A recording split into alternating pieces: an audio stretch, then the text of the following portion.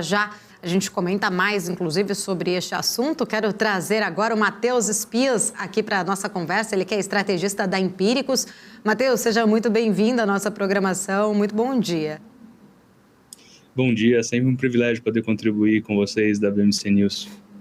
Obrigada. Matheus, a gente, falando agora, a Débora até trouxe aqui no Giro, falando de Petrobras, quero começar falando sobre este assunto, mudanças aí, principalmente nessa política de preços da companhia, a reação do mercado. Ontem, inclusive, a gente viu uma reação que, para muitos, foi surpreendente, em relação à subida ali dos preços dos papéis, Petri 4, agora, como a Débora trouxe, uma leve queda, mas queria entender um pouco da sua visão, entender um pouco como vocês estão olhando esta reação do mercado com estas alterações, se vocês acreditam que a Petrobras pode continuar ainda aí sendo uma empresa com geração de caixa, distribuição de dividendos, mesmo com essa alteração na sua política de preços, quais são os receios?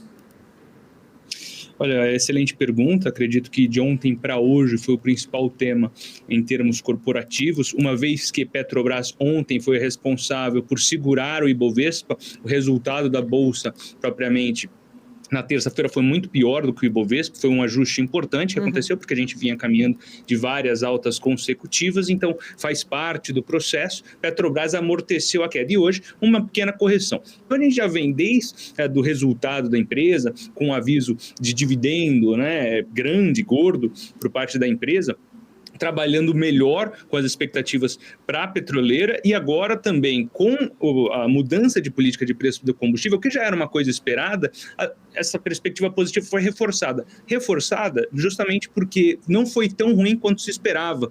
O governo ele tem feito muito isso, falado mais alto que de fato atuado. Ele fala muito na narrativa, usa muito da sua retórica para conversar com a sua base, com a sua ala mais extremista, para convencer parcelas do seu próprio partido, porque existe fogo amigo dentro do PT hoje, mas quando ele vai atuar, no final ele acaba conversando com pragmatismo, Foi a questão do dividendo, Então o governo que falava que ia acabar com dividendos acabou pagando 24 bilhões de reais em dividendos, vai pagar, aliás. E também o governo, que sempre criticou a política de preços, entre outras coisas, vai ancorar também a nova política na questão internacional. Então, é mais uma fala, mais uma narrativa, do que propriamente uma atuação. E no final do dia, não afeta tantos resultados, tanto que o preço reagiu bem hoje, agora acaba corrigindo um pouquinho, mas de maneira geral, a perspectiva acaba sendo positiva. E o mesmo serve para a Bolsa Brasileira. A gente acaba observando que ela vem caminhando bem, não só dessas últimas semanas, mas desde o começo de março, propriamente dito, desde que foi apresentado o arcabouço fiscal. Claro, com volatilidade, o caminho não é linear, mas o desconto dos prêmios que estavam embutidos na curva de juros acaba propiciando esses ganhos com ativos de risco locais que estavam muito descontados, como é o caso da própria Petrobras. Matheus, inclusive, estou olhando aqui, a Moody's, ela traz agora que a nova política de preços da Petrobras é negativa para os ratings da companhia. Na visão dela ali, a nova política, então, de preços pode trazer prejuízos se o repasse não for feito. Acho que uma dúvida muito grande, que ainda não está muito esclarecida em relação a essa apresentação que foi colocada ontem por parte da companhia, quais serão os critérios que a Petrobras vai adotar ali para fazer, a comparação do preço, já que deixou em aberto, a questão da paridade ali. Muita gente até falou que mudou para não mudar. Enfim, houve um pouco de uma confusão também na interpretação destas mudanças por falta ali de um esclarecimento destes parâmetros que serão usados. Mas é uma grande preocupação se o petróleo voltar a subir, De repente o barril do petróleo engatar ali numa alta. A gente vê que ele está, desvalorizado perto do que estava quando, por exemplo, o próprio governo assumiu. A gente também tem uma queda hoje pontual, hoje não especificamente, mas nos últimos dias em relação ao câmbio. Se a gente tiver um cenário contrário do atual, essa nova política, ela pode trazer impactos aí desfavoráveis, negativos para maximização dos lucros, inclusive da Petrobras?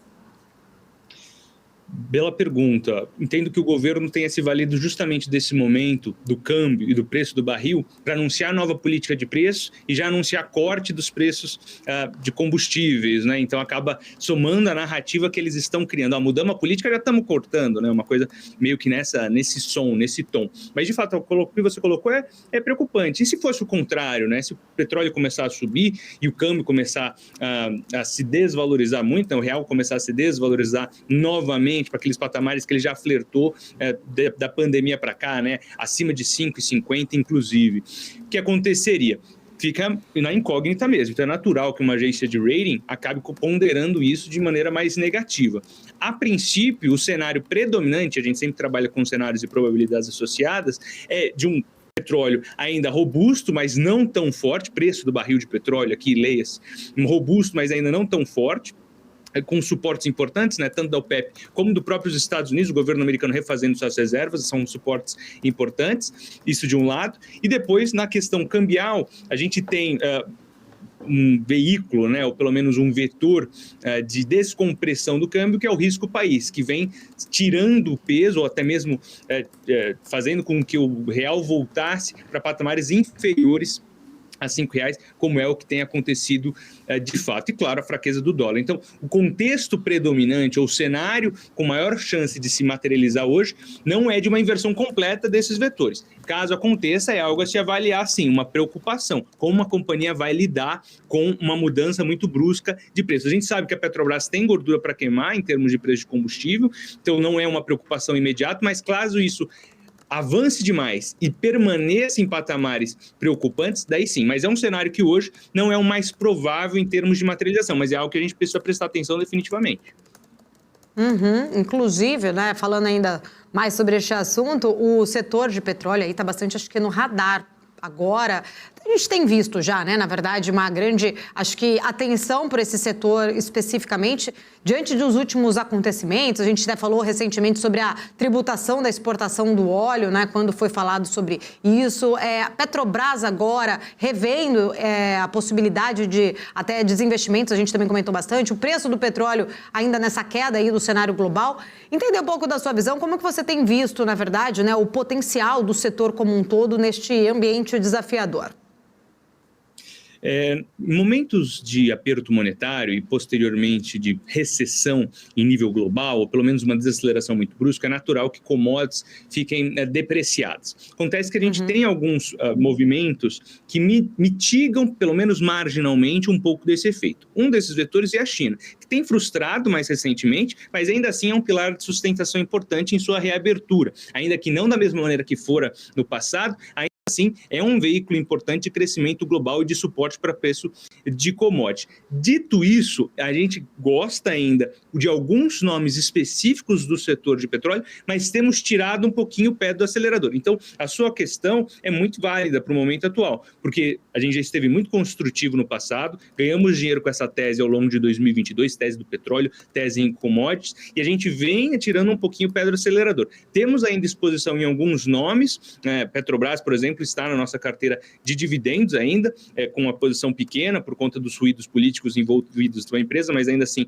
permanece na carteira. E na carteira veículo local, que a gente tem ainda preferência, mas com muita atenção por questões mais idiosincráticas da companhia e não setoriais, é a 3R. A gente acompanha essas duas com mais de perto, mas tirando o pé do acelerador. Então, provavelmente, daqui em diante, a gente deve pensar mais em reduzir a posição do que expandir a posição, colher os lucros que fomos capturando, né, ao longo dos últimos meses, propriamente dito, apesar de toda a volatilidade envolvida no setor. Porque agora o mote deve ser outro. Né? Não vai, se o mundo desacelerar, não vai ser justamente petróleo que será o beneficiado propriamente dito.